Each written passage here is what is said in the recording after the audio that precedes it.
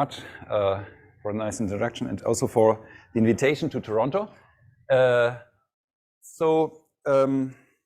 Yeah, my talk has basically 4 branches, let's say. The first one is to show you the possibility of a functor that assigns to any ordered set a metrizable topology. Then second, a functor going from a Lorentzian category to a Riemannian category with some finiteness result as an implication. Then the third focus is a functor between ordered measure spaces and a version of almost Lorentzian pre-length spaces, I should have said. And the fourth focus is then a small meditation about different notions of Gromov-Hausdorff distance on such spaces. And then I'll give a small outlook on how to extend those topics. So here's a diagram. Okay, so where functors are, diagrams are not far. So you shouldn't be terrified by this diagram. I'll explain every detail here. I mean, the first one, you have the category of Riemannian manifolds, say.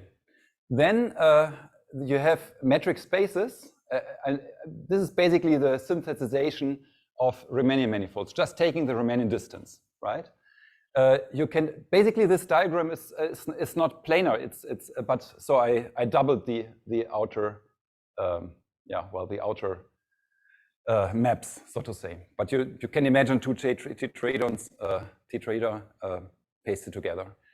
Okay. Anyway, so you can do the same thing with Lorentz manifolds, as we learned. You can synthesize Lorentz manifolds and get almost Lorentzian length spaces. I'll explain the notion a bit later on. But this is the synthesization all of you know, basically.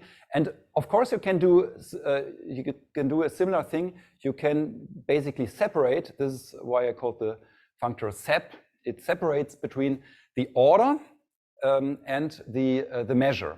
I mean, just the conformal degree of freedom from the volume degree of freedom, right? I mean, and then you end up with a partially ordered measure space. Okay, so so this is synthesization. Basically, and I'm afraid I have nothing new to say about this the vertical lines in this first floor, and here in the ground floor you have the forgetful functors. I have also nothing new to say about them, but I do have something new to say about the horizontal lines. So here, you can go from almost Lorentzian length spaces to partially ordered measure spaces to partially ordered sets, and so forgetting everything else than the order. And you can also go from metric spaces to topological spaces, and then you can ask yourself, is there a nice functor from partially ordered spaces to topological spaces? And there is one, and we'll start with that one. And then here, you can ask about, the second one will be from this Lorentzian category to the Riemannian category.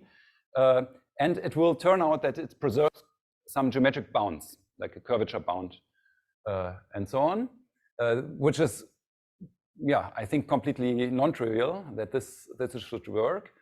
And then there is a nice relation between partially ordered measure spaces and almost Lorentzian length spaces. I mean, there is this, I termed this MCS for McCann-Sämann functor, just the construction of the Hausdorff dimension measure.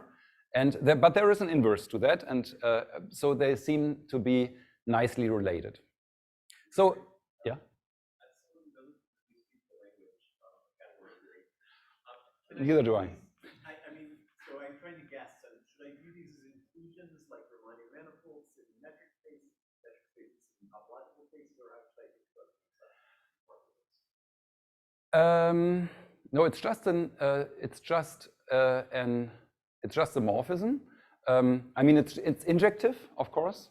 I mean, if you those synthesizations are injective. I mean, you can reconstruct the Lorentzian metric by the Lorentzian distance function, for example. They are inclusions, yeah. But yeah. Okay, if that was the question, yeah. Well, that's a good question. I mean, I want to argue that MCS and FLD are sort of inverses to each other. But let's say they are defined on reasonably small, large subsets of the respective categories, and there are indications that at least on manifolds they are inverses to each other. And well, we'll see the details. Yeah, but. Good. Let's start with the ground floor. So yeah. So my first when I first encountered this whole topic, it was through the question of causal boundary, future causal boundary, which is very present in the Spanish school of Lorentzian geometry, let's say. And actually, I think it was Miguel Sanchez who introduced me to this.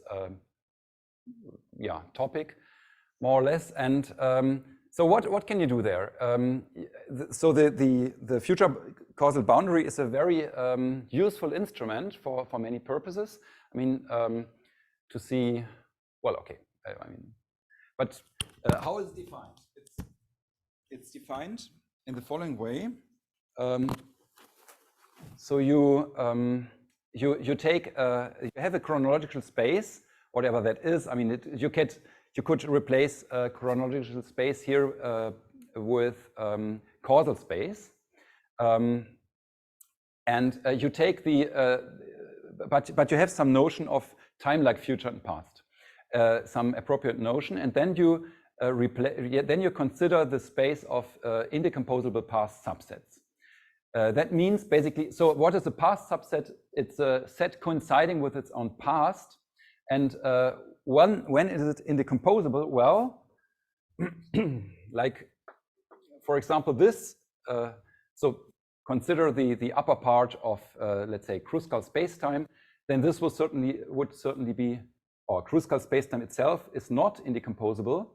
As you can see here, it can be decomposed into, non-trivially, into as a union of two past subsets, none of which contains the other, which is opposed to this situation. I mean, this should be 45 degrees, as always. And so this cannot be decomposed in this manner.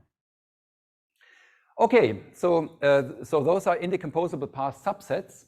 And then there is this classical result, I think due to Geroch, that if you have such an indecomposable past subset, or I think it's maybe due to the three of them, I don't know actually, but it's the result is that either it is a past of a point or it is a past of a curve, of a continuously inextendable time like future curve.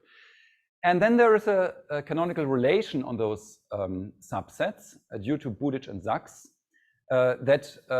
so this symbol here stands for the joint future, the joint chronological future of A. So if this joint chronological future of A has a non-empty intersection with the set B, then we say that A is in the causal past of B. I mean, you can see it here.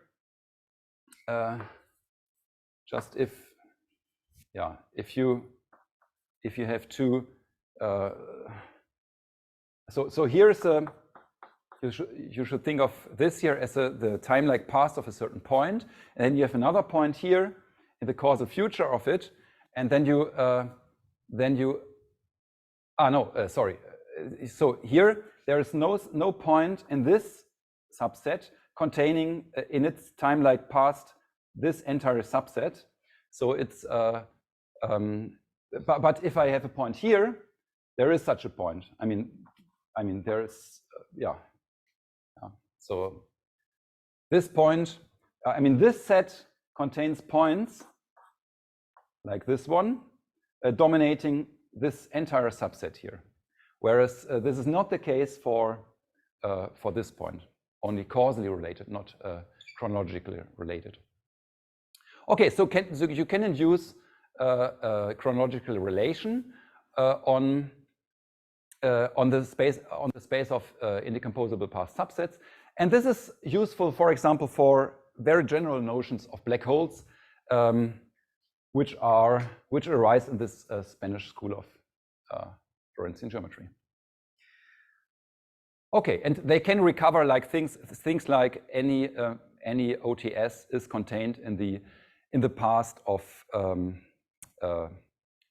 in the complement of the past of future null infinity with certain appropriate additional hypotheses. Yes. Outer trapped surface. Yeah, sorry. Yeah. Okay. Now, if we want to topologize this this concept, if we want to give it a topology, then the first thing would be maybe to try to give it the Alexandrov topology, but that would be actually a bad idea. Why is that? It is because actually think of such a situation here. I mean, here is your space-time, say, and you want to find some neighborhood of this point. Certainly, it cannot be a time-like diamond. You know, it couldn't also be a causal diamond. You couldn't just reconstruct the neighborhoods of this point by causal diamond. So Alexandrov topology does not work here. Yeah. What should work is the interval topology. Yeah. What does work is another definition that uses the set theoretic. So it can be defined in a general ordered space, partially ordered space, but let's focus on IP of X, so in the inverse the indecomposable path subsets of a given space, and then we can formulate it with the set theoretic lim_inf and lim_sub of the corresponding paths. So say you are at the upper boundary of Kruskal spacetime, and you want to say when such a sequence of paths converges to a limit path set. So question to you, what is, I mean, if I take here Pn and I take the limit n equal to n going to infinity to this point P infinity. So what is the set theoretic lim_inf and lim_sub of this sequence? Well, it coincides. And what it is actually, so this left side is contained here, the right side is not contained. Okay, so that's the lim_inf and lim_sub set theoretically of this sequence. Okay, good. So you see here that this is not a path set because it contains some boundary. So you have to get rid of the boundary, and getting rid of the boundary is exactly done here by taking the past. Yeah. So you require that your lim_inf and your lim_sub coincide modulo taking pasts and coincide with the limit set. Time-like past. Yeah. So that's basically the definition of the topology, and it's a very reasonable definition, I think. And it goes back to Beam.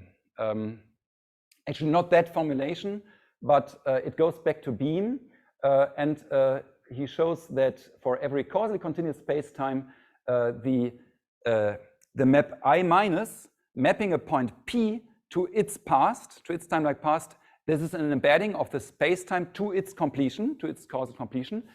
That is homomorphic onto its image, and the image is dense in this topology, which is a nice property, right? This is due to Beam, and it's metrizable by which I want to call the Beam metric. And I'm going to explain it because it fits nicely in a very general scheme of metrics. as a special case.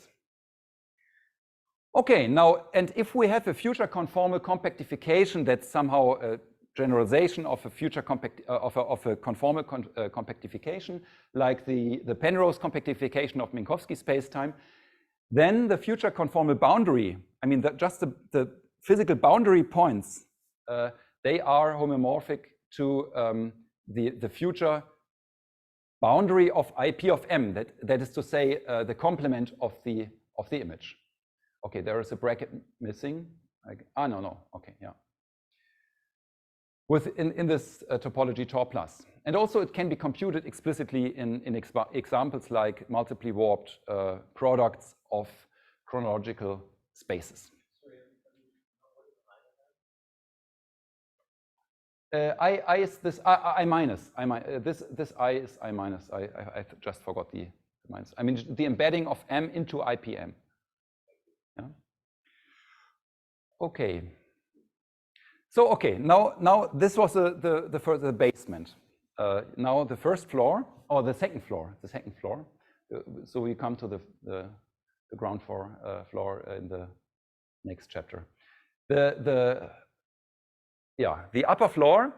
Let's compare Riemannian Lorentzian geometry. There are pros and cons of every side. I mean, what's a con?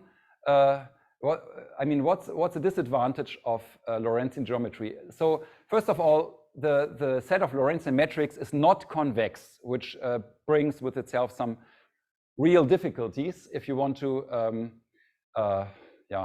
consider, for example, the space of solutions of classical field theories coupled with the Einstein equation. I mean that the space of Lorentzian metric is not convex over a fixed manifold is somehow annoying. There's no Hopf-Rino, although there in this conference we'll learn about some replacement I've read, so I'm very curious. Then also if you have an isometric action, it might have a non-compact isotropy group, and there are also subspaces in the tangent space which are indecomposable yet reducible. So that makes things complicated. For example, the classification of holonomy and things like that. Then let's say in the more neutral category of differences, in the Riemannian case, the natural partial differential equations are of elliptic nature that has to do with smoothing properties. And in the Lorentzian case, it's more hyperbolic equations, natural partial differential operators, which preserve all kinds of singularities. So this is a matter of taste, what you prefer, I'd say. But then there are also advantages of Lorentzian side, like the link between causality, like the underlying order structure, and the conformal structure. And then that's very much related that pregeodesics, light-like pregeodesics are invariant under conformal changes. And then, of course, singularity theorems are a big advantage, I say. Okay, so how to bring them together? So if you look into the book of Berger, Panoramic View of Riemannian Geometry, then he writes Gromov's MM spaces, which are metric measure spaces, are, in our opinion, the geometry of the future. So it's quite apodictic. But there's no denial that, of course, this whole Gromov program of considering Riemannian manifolds as special cases of metric spaces was very fruitful, or is being very fruitful for finiteness theorems and much more. Like in finiteness theorems, for example, you use Gromov compactness, Gromov precompactness, and Perelman stability, saying that every sequence, every convergent sequence is eventually which converges to a manifold is to an Alexandrov manifold is eventually compact. Is eventually its class, its diffeomorphism or homomorphism class is eventually a constant, and So these are two ingredients for finiteness theorems. And the question is, could Lorentzian geometry do the same? Could Lorentzian geometry follow this road of success, let's say? And the first try could be we just consider a functor, we just construct a functor from the Lorentzian category to a Riemannian category and pull everything back and celebrate. Okay, now that's not so easy because there is no functor from Lorentzian manifolds to Riemannian manifolds. Okay, I mean, I know there are cosmological time functions if you have big bangs, if you have a big bang in the game, or if you consider a class of space-time that all have a big bang, or yeah, and also you can take what is it, volume time functions, but this kicks candidates out, like very hot candidates like bouncing cosmology spacetimes, or also good old friends like Minkowski space-time would be kicked out of the game, right? I mean, if you have Minkowski space-time with its isometries in your category, then there cannot be a metric invariant under those isometries. I mean, just consider boosts, and they just accumulate. They contract some, yeah, a group of boosts contract some of the two branches, and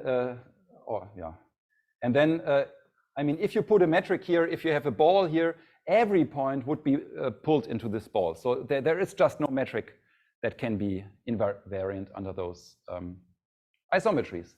So okay, you could say we bury this stream and do something different, but you can also try to restrict your category.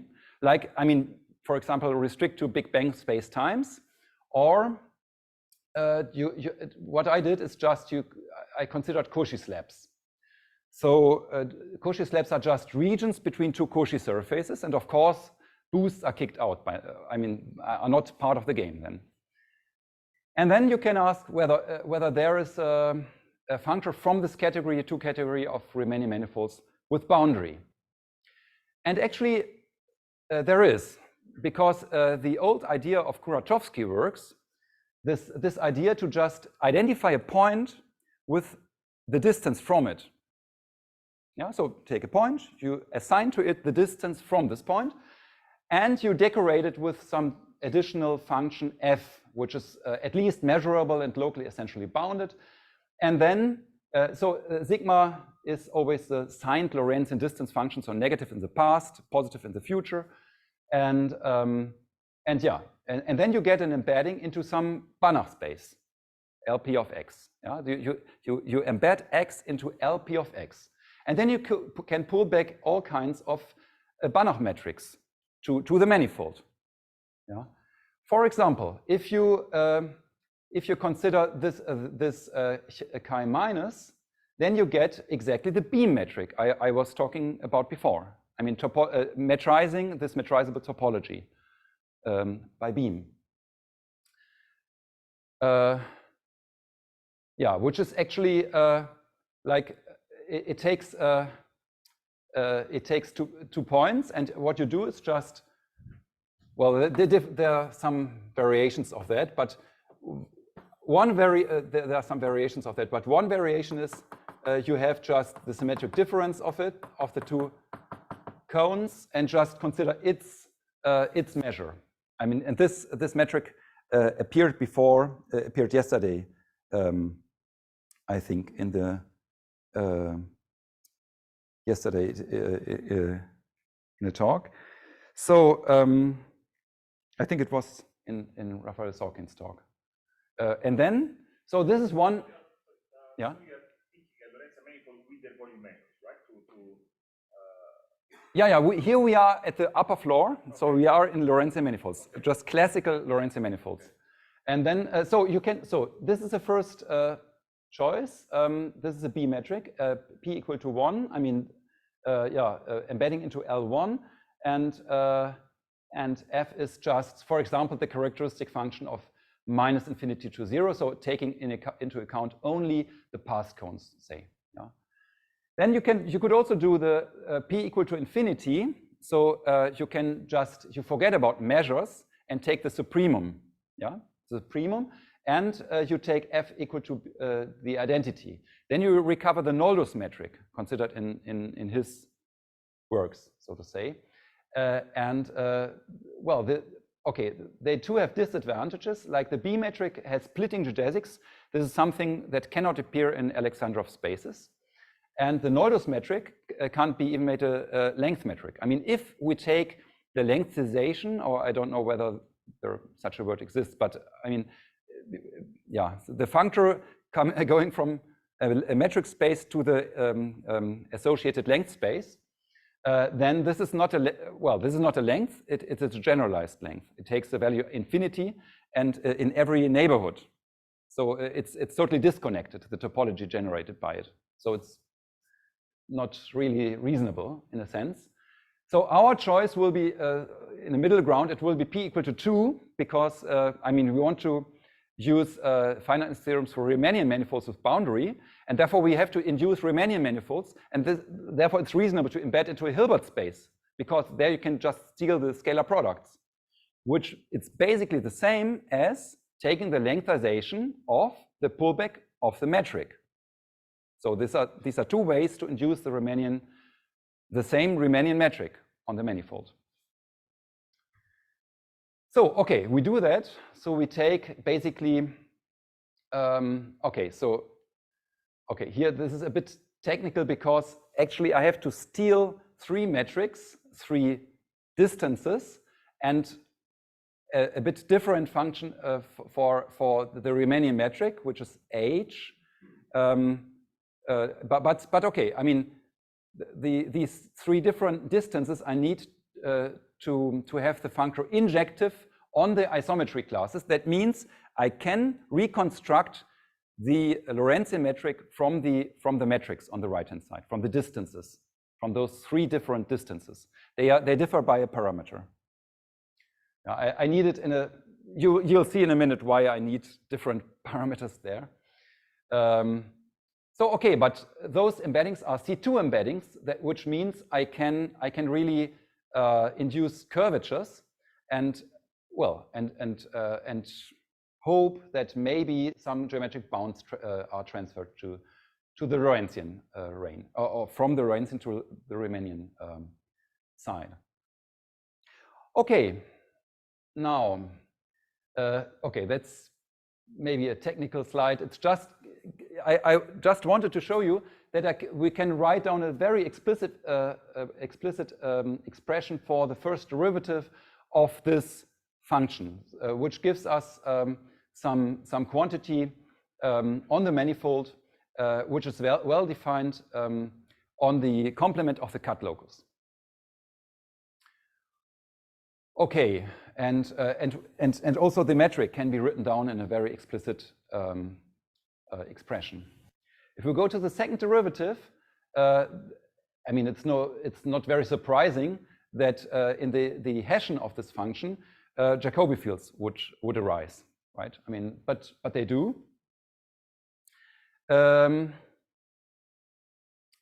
They do, and therefore we can hope that some geometric bounds are transferred. First, for the reconstruction, why does it work? So here you see we have 3 different parameters: d0, d1, and d-1 and d1. Basically, for example, d-1 takes into account the past counts, d1 takes into account the future counts, and d0 takes into account both. Yeah, like here. Yeah. And then if we do that, then we can just rewrite the scalar products in this very fashion for any 2 points. And so this plus and minus refers to the respective future cone, the respective positive part. And this means, okay, those guys here have to vanish, yeah, because of causality. I mean, yeah, the future part cannot have a positive scalar part with a negative part of the same point. And also, one of those guys has to vanish. Yeah? So you can uniquely reconstruct this scalar product from those 3 distances. And this allows you to, first of all, reconstruct the order. I mean, first of all, you can reconstruct the future boundary, because there the D1 vanishes. And then you can reconstruct the order, or the chronological relation, just by this here. Yeah, but I mean, 2 points are chronologically related if and only if this here does not vanish. I mean, P is in the past of Q. If yeah. Okay, now once the order has been settled, you can ask for the conformal factor. But this, basically it works by the same method.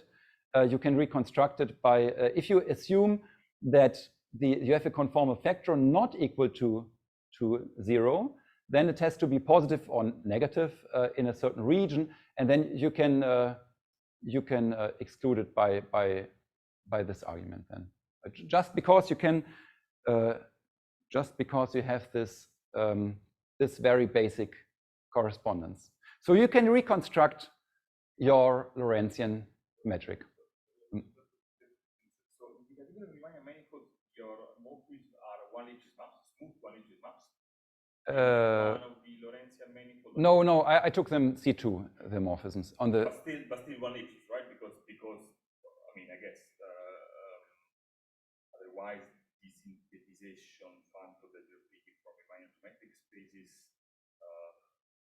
They are temporally compact here. I mean, several things are easier because, I mean, you imagine the region between two Cauchy surfaces. It can be spatially non-compact, but every light count is compact, right? I mean, we used it already.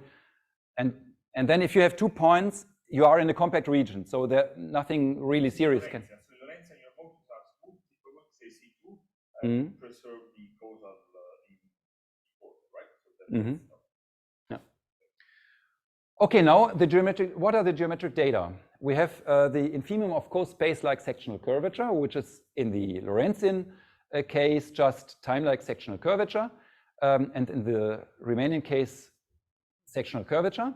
Then you have the outer normal, and then you have the co-space-like diameter, which is defined in this manner.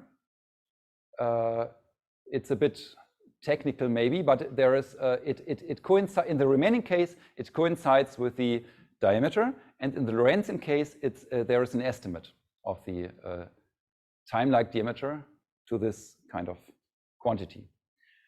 Then you need some volume bound. You need some volume bound also of the boundary, and you need some injectivity radius bound, which is also a bit technically defined, say, because yeah, I mean, you basically what you do is you go into the tangent spaces and you take diamonds beginning with 0 or having 0 at one corner, and you ask them to be in the diffeomorphism region. Yeah, and then you take some, but it's, I mean, it's a generally Lorentzian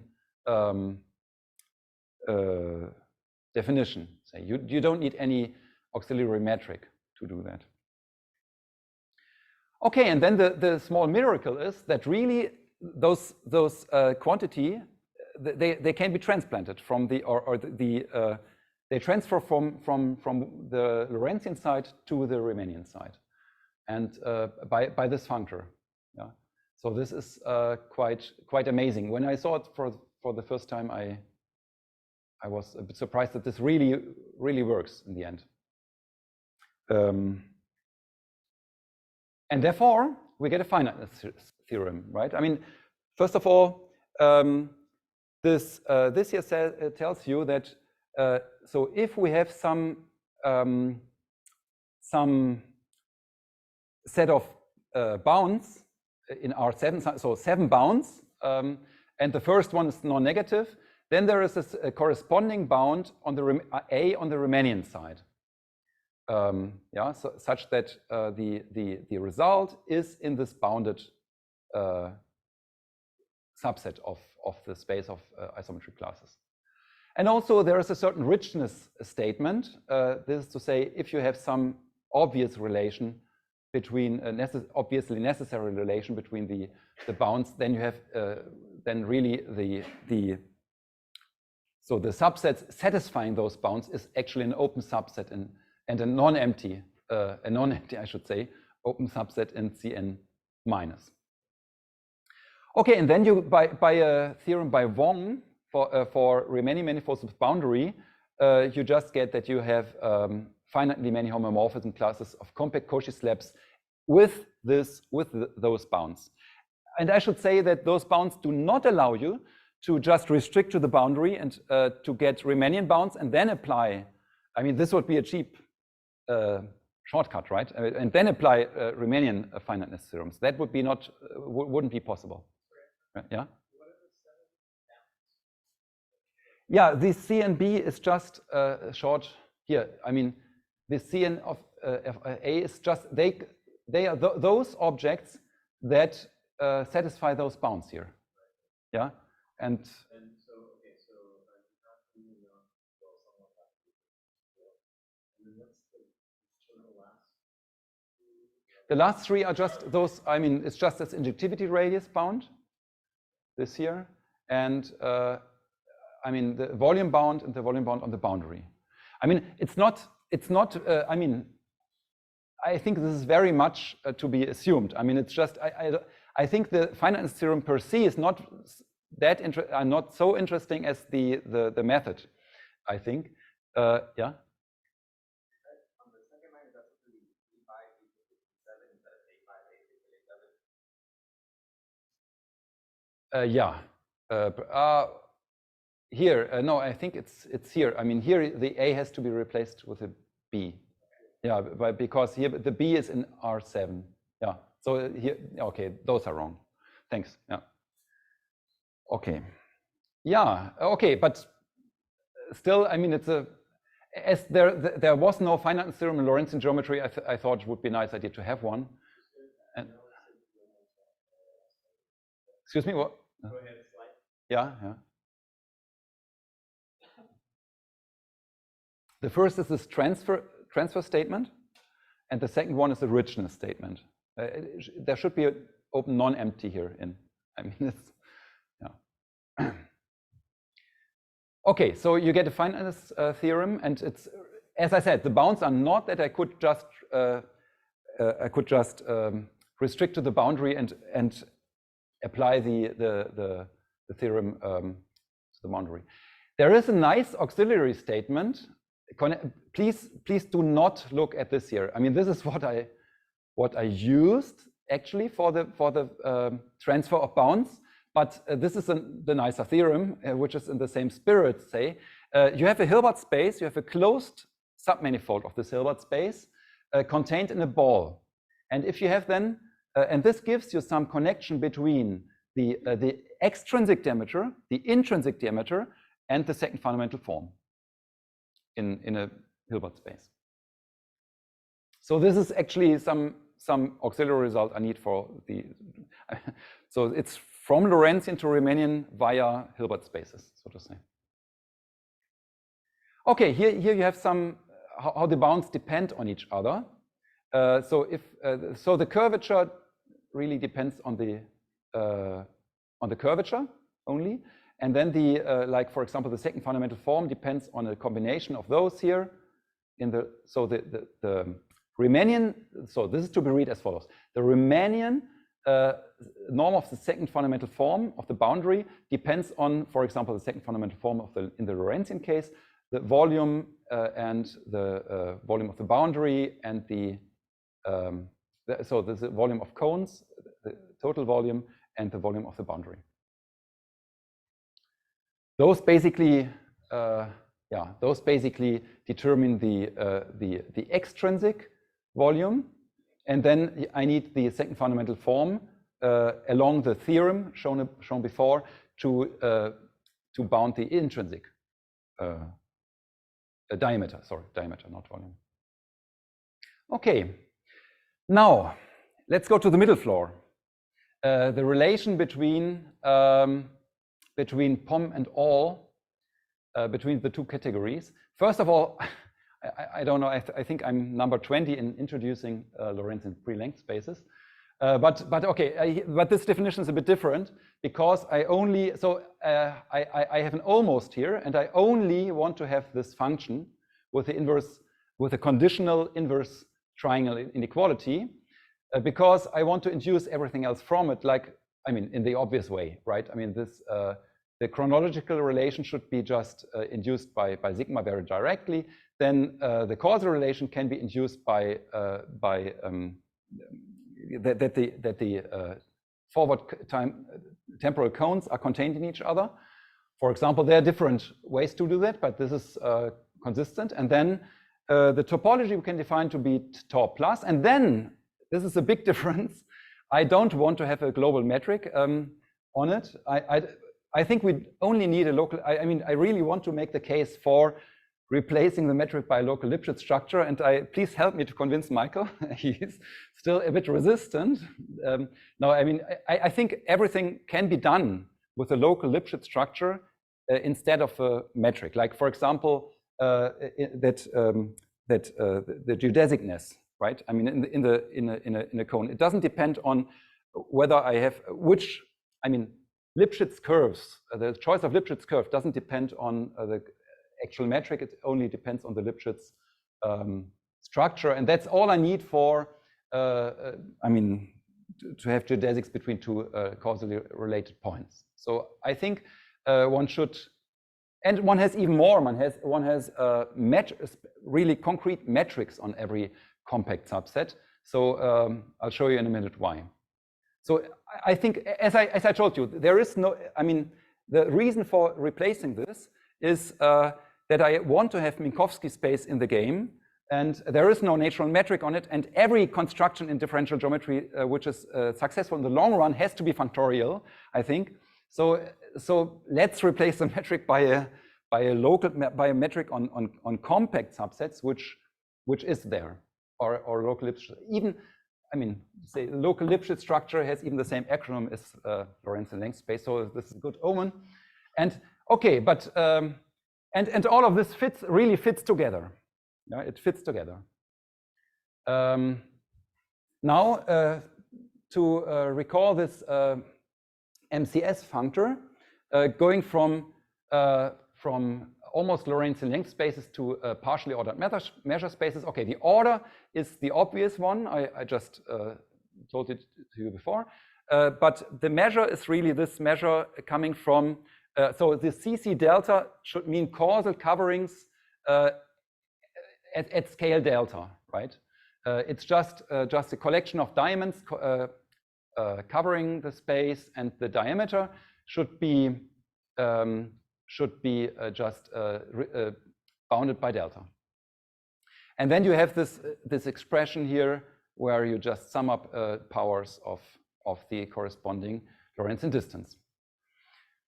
Okay, then you take an infimum, and then you take the limit of delta going to 0. Okay, now if we want to find an inverse of that, we can just make an observation, namely, what is a Minkowski space? If you want to, if you consider the causal diamonds that are spanned by, or that span somehow this diamond and have the same well, with the same volume, such that they both have the same volume, then it's basically the connecting point is on this line, and it's maximized if it looks this way. And this is the underlying observation for this definition, namely that this is here. Maybe look at this line here. I mean, here I require that the volume of the causal diamond between A and B is some intermediate point, is equal to the volume of JBC, and then I take this quotient, and this is somehow this gives rise to a local dimension. I want to have it dependent of the point because it should be quite general. It could vary from point to point, and then I take this infimum of this. And this gives rise to a length structure, and then I take the corresponding metric or distance. Yeah, but of course with a supremum instead of an infimum. Okay, so we come back. There is some sort of thing that looks like an inverse. It is an inverse on spacetimes. It is an inverse on spacetimes. Now the question is, what is it? I mean, is it an inverse on much more, or what is there much more? I mean, we don't have so many examples of Lorentzian length spaces. Yeah, but that's a question we want to consider in the end, maybe. Now, the last question is the one of.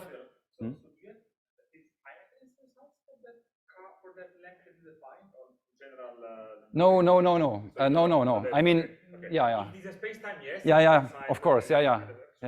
I mean, that's. Yeah, I think so. It's technically demanding, I think, but of course, this is a question we want to address in the future. Now, okay, if you want to have Lorentzian Gromov-Hausdorff distances, the first attempt could be to just steal them. I mean, we were successful in stealing many things from the Riemannian side. So let's steal a Gromov-Hausdorff distance, and let's do this by the B metric, for example. This could be a first starting point, and this isn't a good idea on the POM side of the POM category. I mean, of the category of partially ordered measure spaces, because there you don't have actually a Lorentzian distance function. That means you're only allowed to put a 1 or 0 and -1 according to future, nothing, and past. Yeah. So actually, for this here, you don't need a Lorentzian distance function, and then therefore you can do the same thing. You can take 3 of those parametrized distances. You can reconstruct as I said, you can reconstruct the Lorentzian distance from it, and then this is a generalized pseudometric on the so this capital E is always the quotient category of isomorphism classes of objects of the category without I. So it's just a space of isomorphism classes of I, and it carries a metric. And if I restrict to the subset of those such that the cones are of finite volume, this FV stands for finite volume. This means the future and past cones have finite volume. Okay, and then also the volume of causal diamonds depends really uniformly continuously on this isometric class with respect to this distance. So this is a nice thing to have, but maybe it's not the real thing. It looks a bit artificial. You could also try to do the same thing with a Noldus metric, and then you fail because it cannot be injective. I mean, maybe there's a way to make it injective by varying the function, but I didn't see it, and I mean, I constructed a counterexample for an diffeomorphism F, I think even for the identity. So I mean, so if you consider for 2 points, what do you do in the Noldus metric? You consider the supremum of the difference of the two Lorentzian distances. Yeah, and this is the distance between the 2 points. Yeah. So, but this does not allow you to reconstruct the structure, the isomorphism class. So this is not a viable way, so to say. But then the third attempt is maybe the most interesting one. You could just forget about metrics and just do the same thing in the Lorentzian regime. There's one definition, only one definition that transfers to Lorentzian distances, because in all other definitions you somehow use the triangle inequality, and here you only have the inverse triangle inequality. So what you do is you just take the definition via distortion. So the distortion minus, I put a minus here to indicate that it is not a distortion between metric spaces, it's a distortion between Lorentzian length spaces, or Lorentzian, spaces with a Lorentzian distance on it, with some sigma. And what you do is just, you consider a correspondence, C, which means just a, what is it called? Right total and left total relation between two spaces. and you just take the supremum over this thing here, and then the Hausdorff distance is just the infimum of the distances of these distortions, and this is in fact really a generalized pseudometric space. And if you restrict to the space of C, it's a space of continuous. So this all C is just a space of continuous or continuous distance functions, continuous Lorentzian distance functions. Then it is a metric space, and you have a nice comparison between this other metric from before, this Noldus metric, which is not a metric, but it's interesting to have it. There is an application later on. And, you can compare them. It's just by a factor 2. Okay. Now there's also a continuity statement that means if you have the MCS functor, and if you stay a bit away from the boundary, this K epsilon is just you cut a bit from above and below, away from the boundary, and then you induce the corresponding measure on it. And also this FLD functor going from the GOM is globally hyperbolic ordered measure spaces to the almost Lorentzian length spaces, they are continuous. And therefore, those functors FLD and MCS are inverse to each other on the closure of the set of classes of global hyperbolic spacetimes in the respective categories. That means that I mean, now it's interesting to see how large this closure is. I mean, actually, I suppose that that it would include everything up to a certain dimension, Hausdorff dimension, but that's speculation. Okay. So, but actually, they are inverse to each other on a bit more, right? Okay. Now there's also a compactness statement, and okay, for this compactness statement, you have to restrict to a uniform diameter bound, as always. And you have to, and here is the only notion of nets that transfer to this Lorentzian thing. That is okay. You can say you have a dense epsilon net for every epsilon with a given number of elements, but you could also say there is an y epsilon whose cardinality is bounded above by some uniform number, and the Gromov-Hausdorff distance to it is smaller than epsilon. And this is a notion that actually is applicable to in this context as well. And yeah, this is actually I can't get rid of it. I mean, I could replace it by a volume bound or whatever, but there is some I can't get rid of it for the moment. I don't know. Maybe you help me to get rid of it. Yeah, of course. But then this here is somehow formulated in the purely Lorentzian language, right? I mean, it's just that and this is really the Lorentzian Gromov-Hausdorff distance from x to y epsilon is smaller than epsilon, and then we have a precompactness statement. So okay, yeah, that's for. And okay, here are the references for the respective floors of our nice tetrahedral cabin, tutorial cabin. And yeah, here it's maybe it's interesting because so when I put it on the archive, it was I think it was 2 or 3. So 2 or 3 days later, Stefan Suhr and Ettore Minguzzi put their article on the archive, and I called Stefan and we laughed very much that this was. I mean, it's quite parallel to what I did in the paper. So we apparently worked on almost the same thing for weeks, and yeah. But it's nice to. I mean, it's a good sign actually, because I think it's it's somehow a vibrating community and a vibrating topic we are part of. So it's a good thing, I think.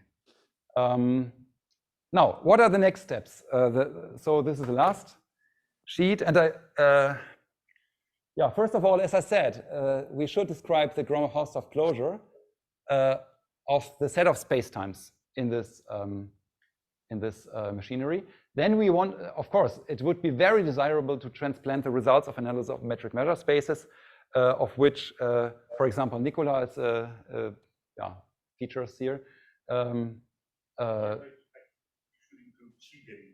Yeah, but this is why I absorb him in the three dots, and I think I'm afraid that I forgot Robert in the second last point as well. So you're also absorbed in the three dots.